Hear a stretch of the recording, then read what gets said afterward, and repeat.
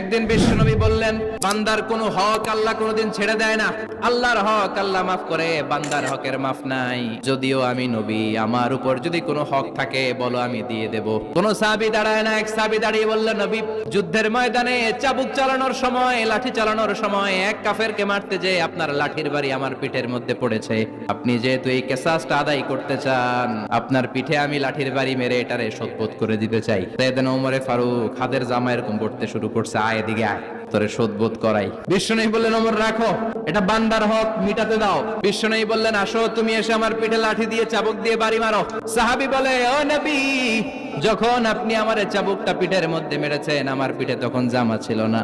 আপনি যদি যথা নিয়মে কিসাসটা আদায় করতে চান, আপনার জামাটা খুলেন, খালি পিঠের মধ্যে বাড়িটা মারিস। এবার আর ওমরে ফারুককে ধরে কে? এদিকে আয়, তোরে দেখাইতেছে। বিশ্বনবী বললেন, ওমর থামো, মারতে দাও। বিশ্বনবী